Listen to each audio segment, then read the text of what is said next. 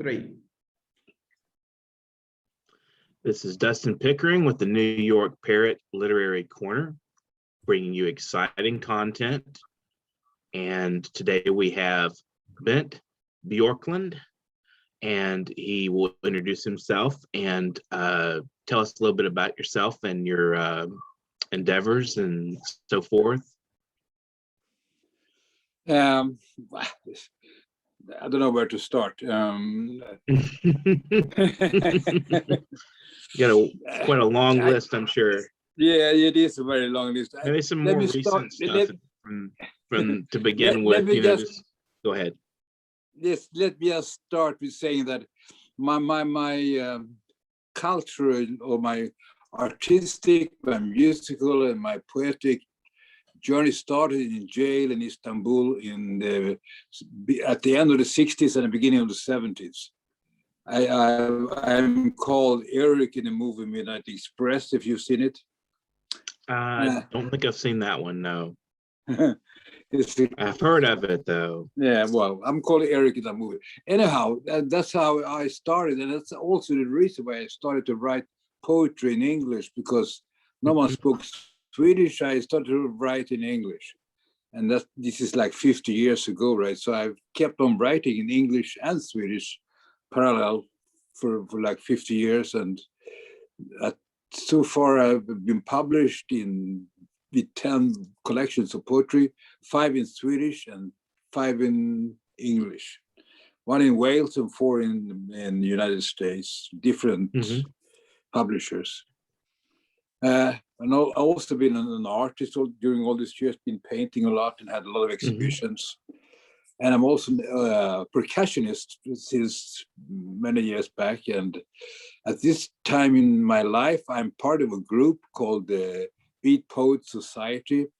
We just released our first single a week ago, and tonight at midnight, we're going to release, midnight Swedish time, we're going to release the EP with 4 new songs on Spotify, YouTube, and everywhere. And so please listen to it. Exciting. Yeah. So, in your own words, what is a beat poet?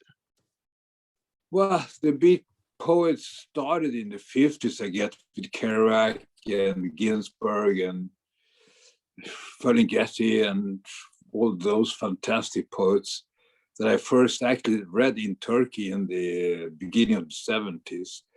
And I'm very kind of influenced by them. I think someone said a beat poet is someone that truly says what it means. He can read it aloud, and it's got a point. So I mean, yeah. And I think beat poetry is something that lives even today. I was appointed Sweden Beat Poet Laureate 3 years ago by the National Beat Poet Foundation in Connecticut. Wow.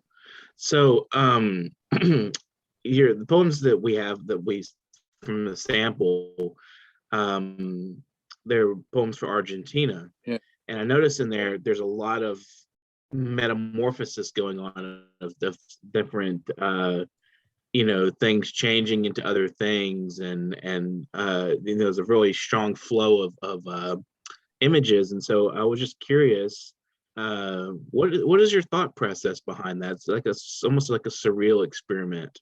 That's a good question. Yeah, that's what is the thought process? It's a lot about imagery. It's a lot about ideas. It's also about protest. Sometimes it's a lot about. But when I work with my poetry, it's also a lot about the way it sounds. The musicality of my poetry is very important. But basically, I would say that the imagery. I think I paint with my poetry. That's I'm an artist, Right. But I do love to paint in my poetry to put pictures in people's heads. And sometimes they are absurd, they are surrealistic. Right. That's the person I am. So looking in the background there's a painting there, and I believe that's yours. What is the story behind that? What are what are you conveying in that That one, that painting is called, it's Adam and Eve picture actually. It was exhibited in a church one time, but the priest didn't really like it. It's I like it. It's Adam and Eve standing on all four, looking at each other, and in the middle, there's the tree of knowledge. But the tree of knowledge is a birch in my version, and the tree is actually exuding bubbles of fetuses. I don't know, you can see that, I guess. But yeah. Is there what was that, a dream maybe, or was that something you just kind of spontaneously thought up, or how did you come up with the idea for that? Good idea. I did this one in 1990. Let me check the date. So the painting. It's from 98. Wow. No, I think I had this idea of actually doing a different version of the biblical story. Make it more sensuous, and more human in a sense than actually the biblical one. How long have you been painting for? I had my first exhibition in 1975 in Copenhagen, in a place called Drew Banks Gallery on Fjellstrand in Copenhagen. That was my first exhibition. I started to paint after I came out of jail in Turkey in 1973. And I painted for a whole year, 1973 to 1974. And I produced a lot of canvases. I painted every night for almost a whole year. And at that time, my paintings were like, I created my own mythology. And so it was like very dreamy kind of, paintings. So that was the beginning. Do you find that Sweden and Europeans are very friendly to art, and as opposed to sometimes it's very hard to break through in America, especially in painting? You have a lot of gatekeepers and so forth. Did you find it maybe it was easier for you, or was it still a tricky process? No, it's still a tricky process. I guess it's more or less the same here. Okay. It's a constant struggle, I think. If you make a name for yourself, yes, you can live on it. But if you don't, if you're on the margin, if you keep on, like me, I've been working, I still haven't made a name for myself. So it's so hard to make a living on painting. Yes. So poetically speaking, what are your primary influences in writing? Other writers, speaking of the other writers. My main influences from the time when I started to write poetry in jail in Turkey were Blake, Rabindranath Tagore, the Indian, Dylan Thomas. Very much Dylan. I love Dylan Thomas, and Dylan Thomas' way of writing is still, is still a part of my writing in some sense. Yeah, because I noticed in Thomas's work, there's a lot of like medical imagery, bandages, ambulances, things like that. In the poems I read of yours, also there's a lot of the medical, like there's like a sort of like conveying a broken or hurt society, a sick society maybe. And those poems, there was those were about Argentina. Was there maybe an event you were thinking of? I'm curious why you would chose to write on poems for Argentina. That's just the name of the file, of course. Yes. Because they are going to a festival in Argentina that I will be a part of. I got you. Okay. So that's in April. So it's not actually about about Argentina. Nothing to do with that. It's just there. Yeah. Sorry. Oh no, that's okay. So when you travel, I mean, I'm curious from my perspective.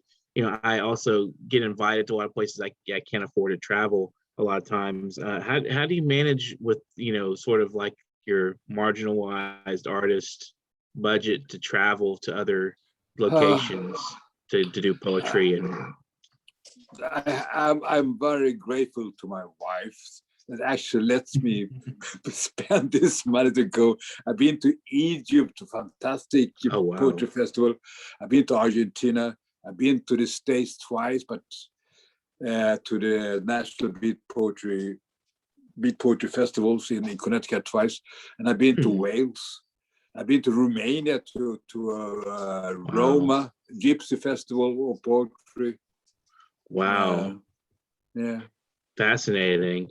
So would you like to maybe, you do music as well, and you were speaking of your SoundCloud, or not SoundCloud, but your Spotify album coming out. Would you like to give us a sample of your music? How do you mean? I mean, like, like play a flute, a little piece on the flute or something. I'm a percussionist. I will play the drum for you. Okay, that's fine. Sounds good. Let's move the table ahead. We'll love to hear it. Looking forward to it. That paint, I love that painting. It's really cute. It's I think it's very symbolic. Yeah, it's very symbolic. I really get feeling of that.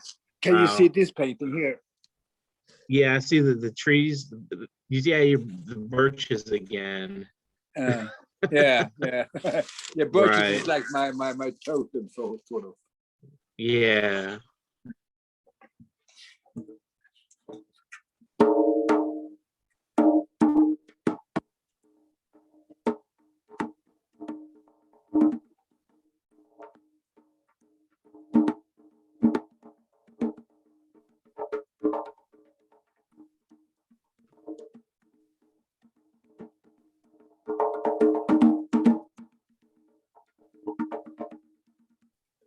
Can you set your speaker?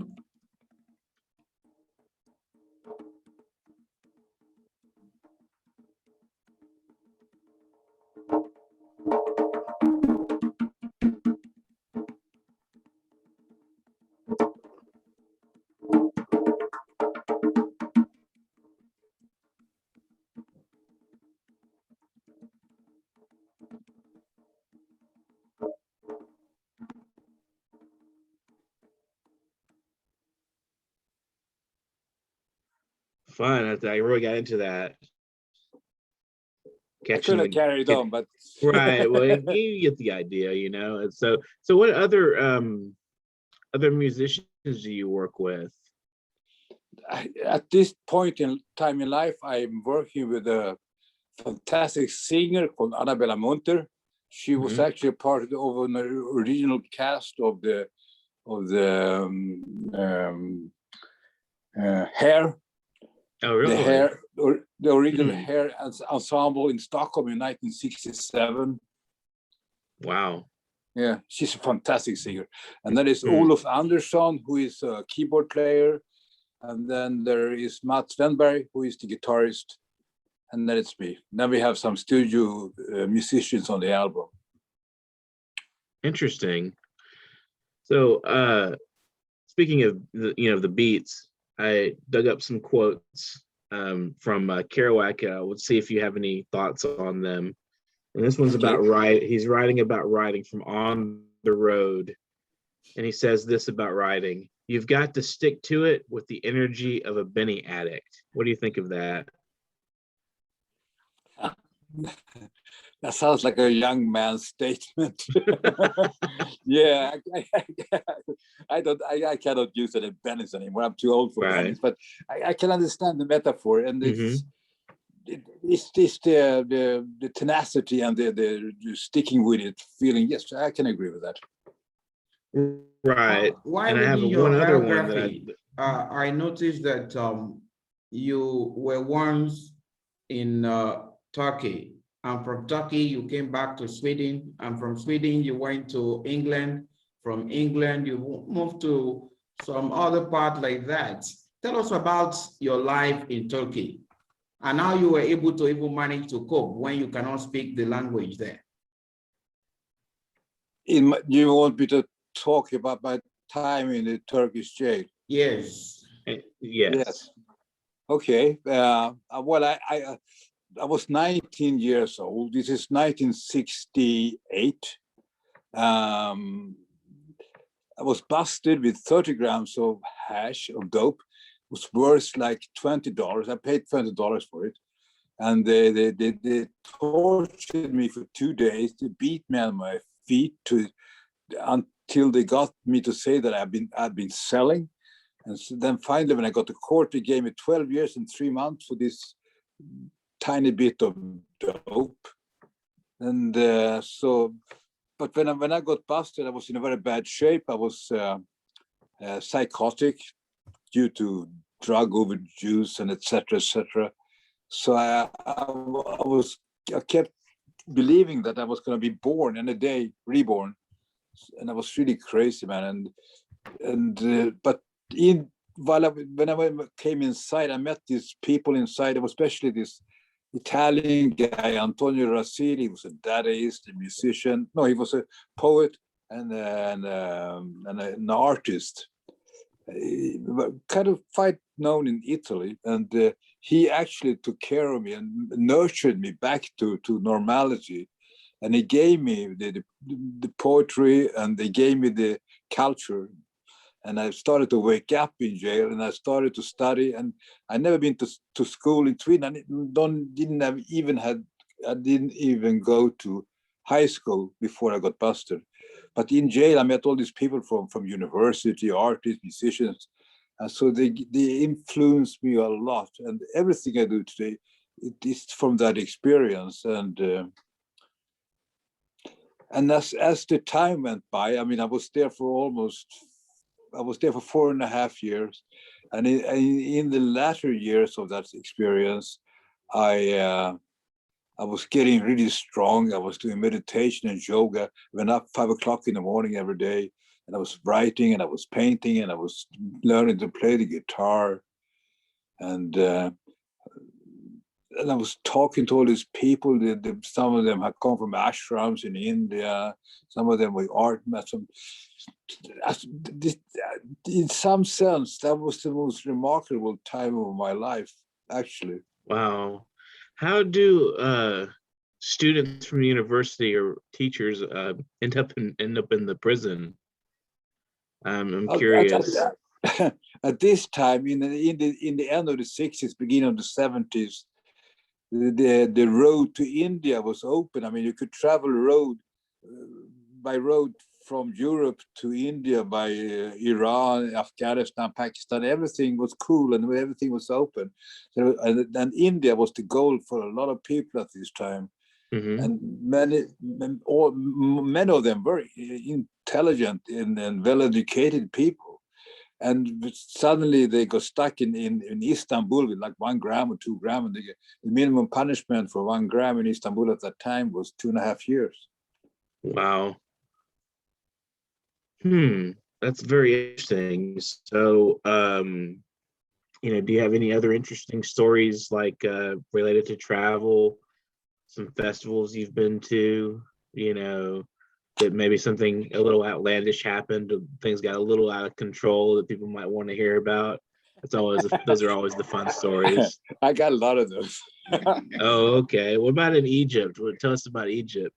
But Egypt was great. I mean, we were traveling from different cities and performing in universities and city halls and cafes and restaurants and all over the place for a whole week.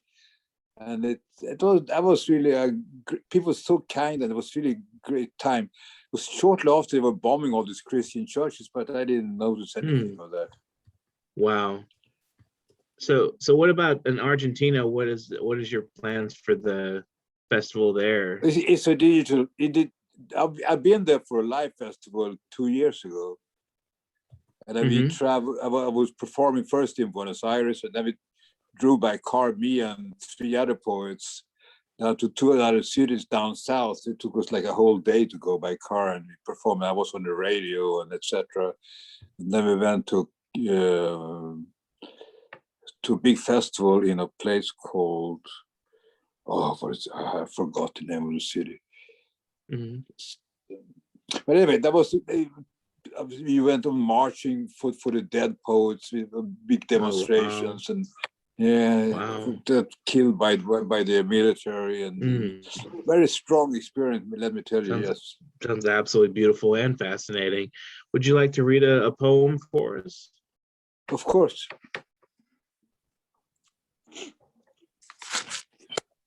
If you are joining us for the first time, we have Bengt from Sweden joining us on the show, and he's going to be presenting a poem now. He has got a lot to share with us as an experienced man for over 50 years in the literary world. So his appearance is enough to tell you. So over to you, Bengt. Stark to the naked bone of a pale wintry sky, filled with the silent hope of snow and icy hearts falling through the air, I bend my old knees and pull an old tarp over the old stage with its leaky roof. January is concluding us. Parking meters are no longer in use. From afar, a woodpecker pecks in a Morse kind of way. The wind creeps like a patient in a silent cancer ward. Someone bursts into a bottle just for the sake of being alive on a Sunday afternoon. What inspired that piece? Oh, you give me such hard questions. Sometimes it's just the feeling of it. Sometimes you just kind of flow with it, you know. But it's very interesting. There's a very you know, it's melancholy, but there's also some moment, like little staccato moments, like the woodpecker, and, you know, things of this nature. You know, it creates an environment, I think, that's very peaceful, melancholy. I think usually and mostly my poetry is made just by me sitting down, listening to my inner self, seeing images, hearing words, and being at the epicenter of who I am and what I understand of the world and the reality at that point. Interesting. Do you still do yoga? Does that help you kind of get in touch with your inner self at all? No, I don't do yoga anymore. Oh, okay. Well, it's fascinating though, because I think that is definitely about. I guess you haven't answered Bengt's question. Bengt, Dustin asked you a question, Bengt. What inspired you to write that poem? We want to know. But nothing for me. Writing poetry, I don't need the inspiration actually, because I sit down and I decide this is the time I shall write a poem, and so I sit down and I listen to myself. I see the images, I hear the words, and so I start to write. It's like for a love of words. Impressive. You know, and to answer your question about my meditation yoga, I am still in a meditative stage when I write, of course, and I've still carried the sense of meditation with me, because I can really meditate still without actually meditating. But it's been such an integrated part of myself after all those years. So the poem was a little short, but would you like to maybe read another one? Yes, of course.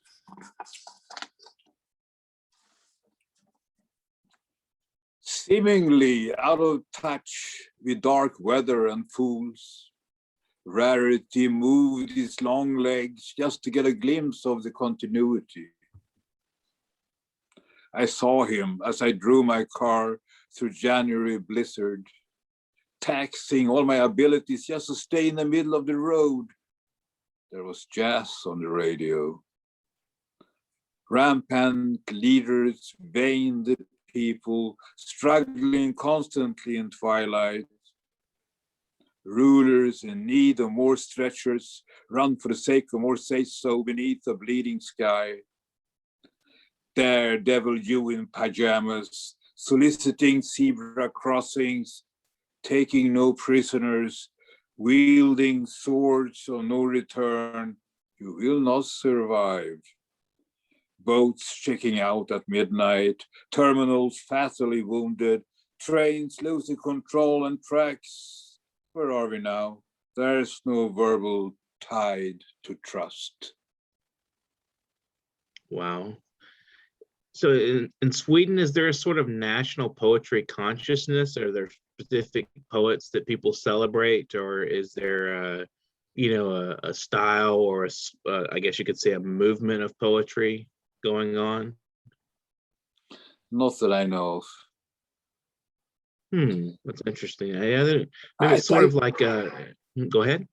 Let me just say that I'm more appreciated for my English poetry than my Swedish poetry. But there are no poets that the Swedes just absolutely adore, or that at least yes, of course, literati.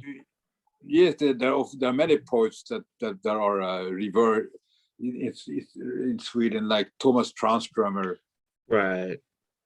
Yeah, I see some little echoes of him in there in some of your work too. I see some of that in there, like very surrealistic undercurrents going on, very dreamlike, and it's like looking at a dreamscape in some ways, like the painting behind you too. It's like a very, dreamscape almost going on. What is the meaning of the birch though? I'm curious, when did that come about? Well, a simple answer is my name Bjurklund means birch grove. But that's not the true answer, because birches to me they're so graphic, and they're so I love them in my paintings, because they actually make a statement. Because of the graphical black and white nature, and I'm usually very colorful in my paintings, very sort of psychedelic, if you want, lots of colors, and but putting the birch in front of that psychedelic background makes it sort of complete in a way.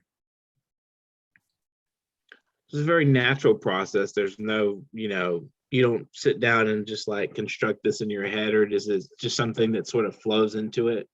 Into your work? Yeah. No, my work usually is a process. I don't have no clue what I'm going to end up with.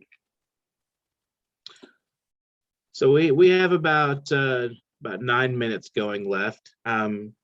Maybe you could give some advice to artists, poets, musicians out there who are maybe struggling to see their way through the tempest, the storm going on, of all the things going on, and what should we be doing? I mean, how do we convey what's going on historically in this world today? Yeah, I'd like to know that too. We're all kind of clueless, but what are you doing? In addition to that, I would, after the advice, I want you to give us a tour of your artistic work, the visual artistic work that you have in the room, and discuss a bit. Okay. Let us know more. I can take my camera for a walk. Yeah. I can take my camera for a walk. Yes. Yes. But let me. That'd be great. I can do that. Sure. Let me answer the question. What shall today's artist, musician, philosophers, whatever, do in this time of pandemics and etc., etc.? One can just be true to oneself, do what's really is urgent, be true to yourself, and there is no shortcuts. Right. There are no shortcuts. But the work, just do what just keep on working. Right. So if you want, you can kind of give us a little tour of the yes, I can do that. There. Sure. Yes, that'd be excellent. I'd love to see some more. Okay. And tell us a little bit about each of them, if you don't mind. Let me see. If I can I switch the camera to the other way? somehow.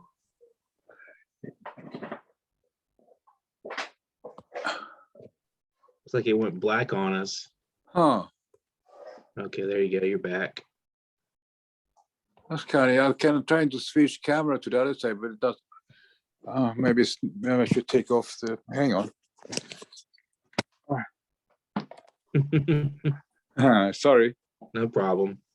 There you go. We got it. Yeah. Oh, Okay. quite a busy studio there. Yeah. That's the one I showed you before. Uh-huh. Kind of Wow. big in front of my drums here. Uh-huh. This one is called you may come to this place but no further, because there is it's a chain, and I can see it here. Oh yes, I see now. There's a chain Wow. across the Huh. There you have Interesting. another one over there. Wow. It's not, that doesn't have any name. Then you have this one here, but it's too dark to see on this fun. You can see here. It's behind these easels here. You can see an old one from the 90s. Hmm. This one I'm working on at the moment. It's a kind of a Jewish candles. Yeah, menorah, I think they call it. Menorah. Yeah, exactly. But it's not ready yet. But I'm going to light it, and I'm going to make more shadows and three-dimensional. It's a birch. Yeah, that's interesting. Yeah. Wow. Do you paint the same way you write? I have no idea. Because And now, how long did it take you to develop the skills in this particular area in painting? How long did it take you the skills to be able to put your vision on the canvas? Depends. It's different for different paints. Some of them are fast. Some of them take like a year to finish. Oh wow. Yeah. I like that one. That's very interesting. That one here is like an alien bird. Uh-huh. Wow. Here's my dog. That's my wife. Hey, my wife.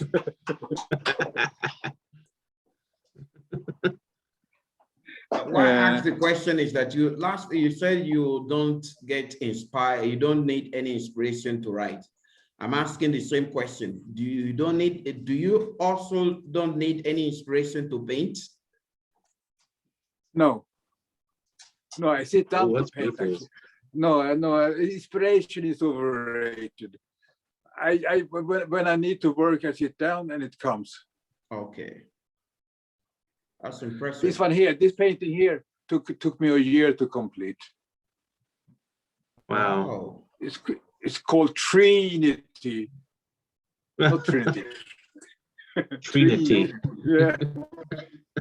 Because of the 3 pieces of birch logs. Do you work on several paintings at once, or do you just focus on one until it's done? I've been working on. I can be working on 2 or 3 at the same time. Okay. It happens. Wow. This is one of my recent paintings. Huh. And what is the medium you're using? Is that oil or It's acrylic? It's oil on Oil. oil on canvas. Yeah. Okay. This is from like a couple of years ago. Let me see back up Impressive. to get a hold. There, yeah. Wow. Very interesting. Huh. So when you don't paint and you don't write poems, what do you do in your free time outside this too?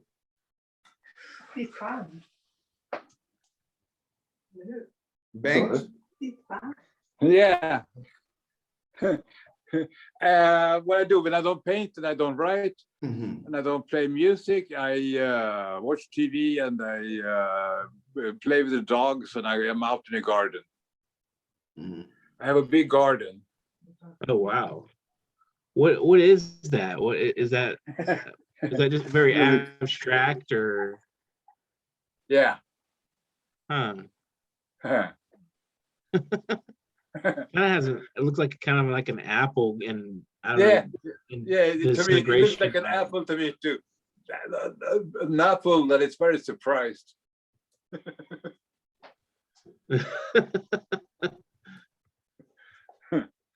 Yeah, that's the let me see if I have anything more to show you. I have this one here.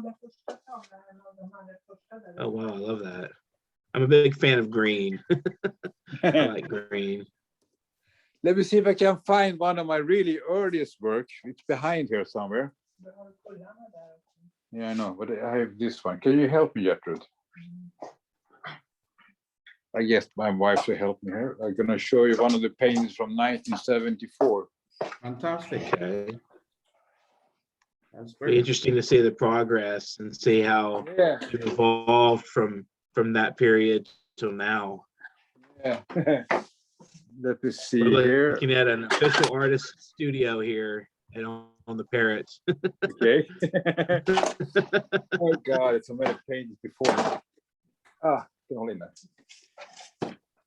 Let me see if. Let me see. Let me get it. Put it here. This is.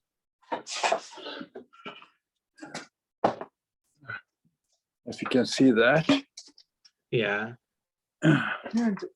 Yeah, that's it. That's painting is from 1974. It's called The Sleeping Wow. Giant. That's impressive. Huh. And you're able to Beautiful. preserve it. How do you manage to preserve it up to now? Just standing there, do it there? Pardon? How do you manage to can't hear you. preserve it? How did you manage Oh, to preserve that?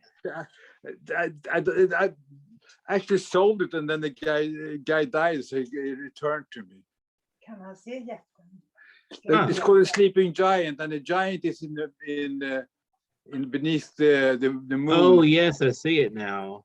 Yeah, and it's the woman here sleepwalking with an apple in her hand, and like I said, I was creating my own mythology.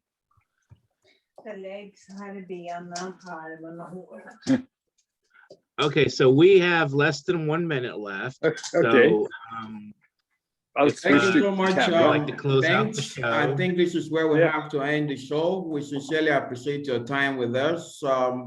If you are watching us for the first time, we're right now in Sweden. Another time we'll be in another part of the globe. Wait, different writer. Here is Bengt. Thank you so much for your time. We'll keep updating you. Subscribe to the channel. Showing the mind of creative-minded or great creative writers like Bengt across the globe. Thank you so much, Bengt. See you next time. Been a pleasure to be here. Thank you. And thank you.